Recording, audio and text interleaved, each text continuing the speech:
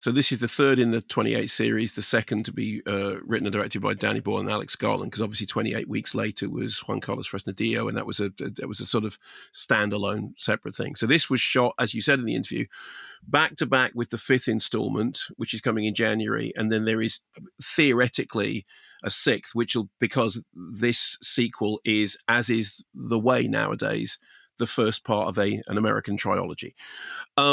The setting is post-apocalyptic milieu, not a million miles away from that of The Last of Us, the remnants of human society eking out an isolated existence in a world filled with marauding infected zombies. Very specifically, this is a kind of post-Brexit situation in which the UK is quarantined because Europe seems to have done okay, but we are the last pestilential outpost, and so there are it's a fantasy, Simon. Yep. So there are patrol boats patrolling the waters to make sure that we just, it just all stays here.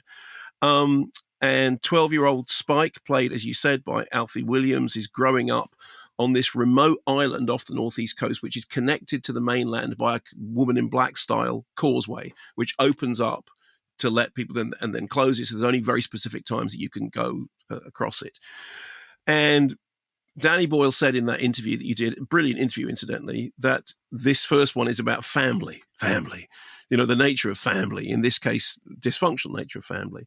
I do think that Alfie Williams has something of the spark of, is it Alex Ettel, who was the kid in Millions, which Danny was talking about. Also, of course, there are allusions to Cares and Di Bradley. So his mother, played by Jodie Comer, is ill, in stark contrast to his father, Jamie, played by Aaron Taylor-Johnson, who just can't wait to take the boy scavenging on the mainland across the causeway.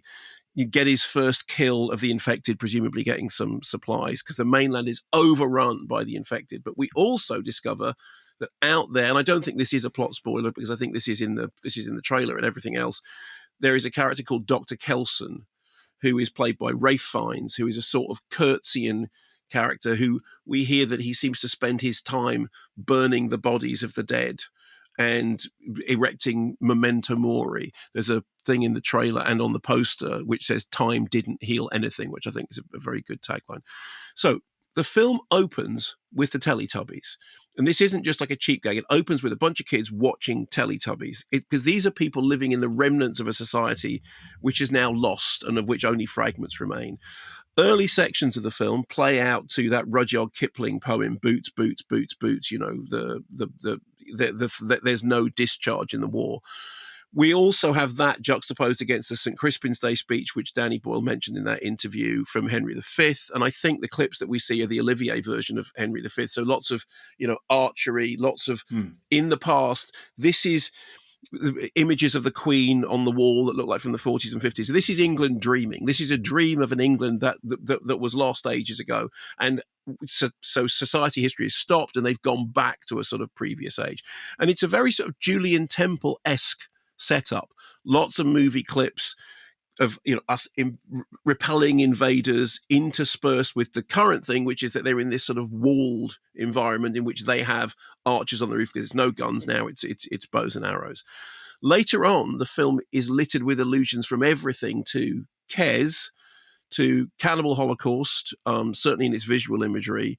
There is a repeated view of the Sycamore Gap tree. You and I had a discussion about this, and we've now clarified it. The reason that that's there is to tell us that we're in an alternative timeline.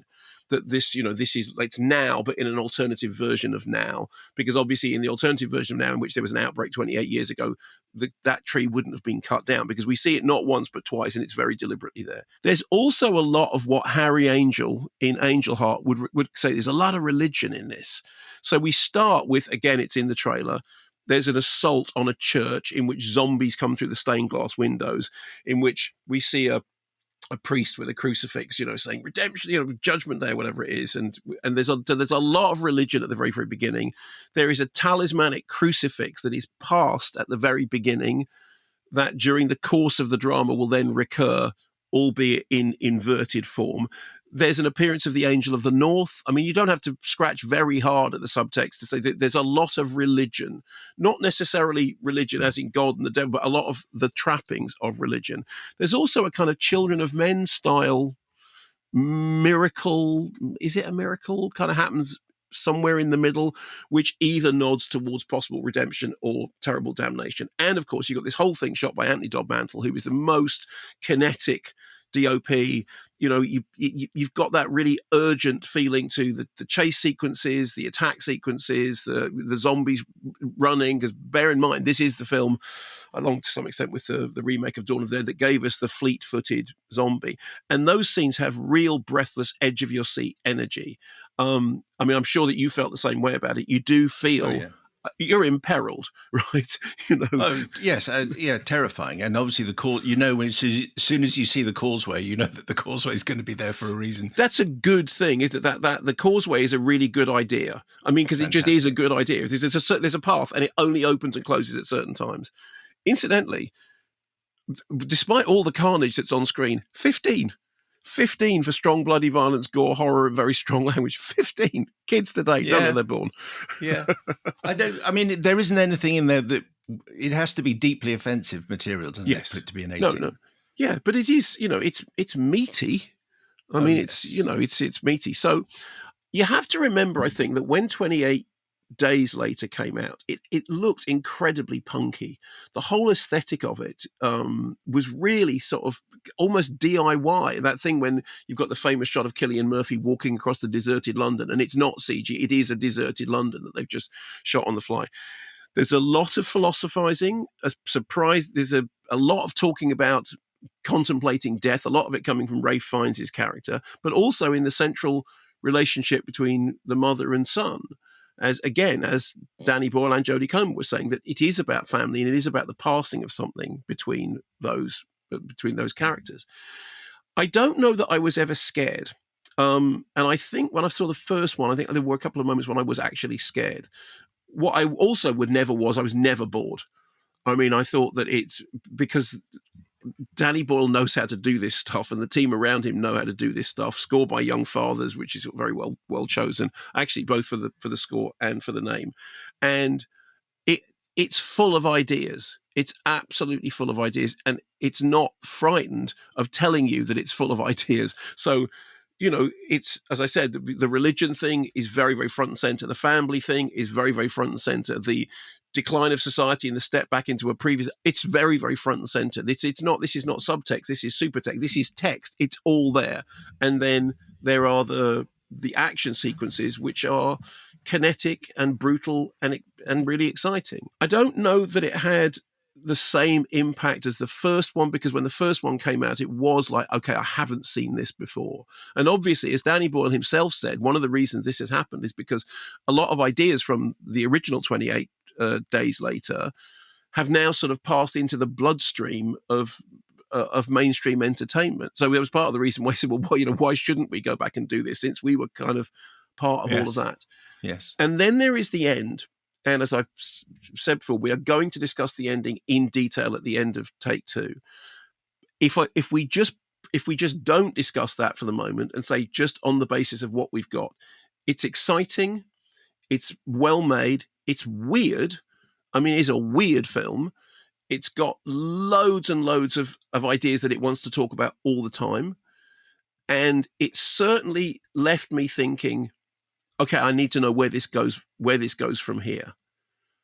But the way in which it left me thinking that is something that you and I have to talk about. And I should say that you sent a text saying, has anyone else seen this? Because I need to talk about this. And I said, no. Yes, and then you rang me and said, is it terrible? I went, no, absolutely. No. I mean, I do think it's a fantastic film, and it is thrilling, as I said in the interview. But the ending is so unexpected that you will, before you discuss, it's kind of, it sort of overshadows everything else. So you'll just have to hear the spoiler conversation for this to make sense. But when you see it, boy, you will certainly understand. Can I just say, there's also a laugh out loud joke which Ralph Fiennes delivers, which is very, very most excellent. In fact, I think is particularly good. He seemed to be enjoying himself, didn't he?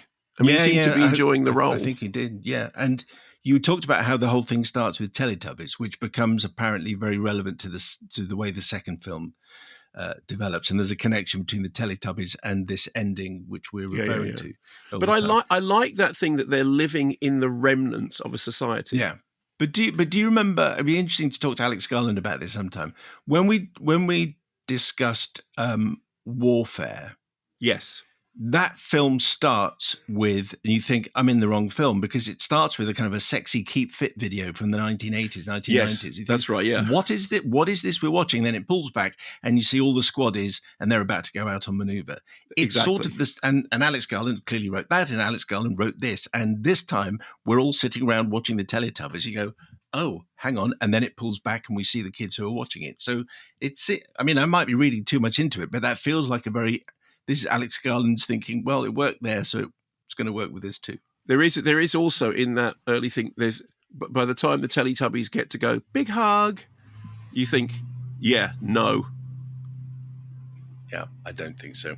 I mean, is it, and the juxtaposition of what happens after they've seen the Teletubbies does kind of heighten the terror. Yeah, but that's what I mean. Anyway. That's exactly what I mean. Because I think if I'm remembering it rightly, because I just saw it yesterday, it while the terror is going on, it cuts back to the Teletubbies going big hug. Yeah, it might spoil the Teletubbies for you. That's certainly true.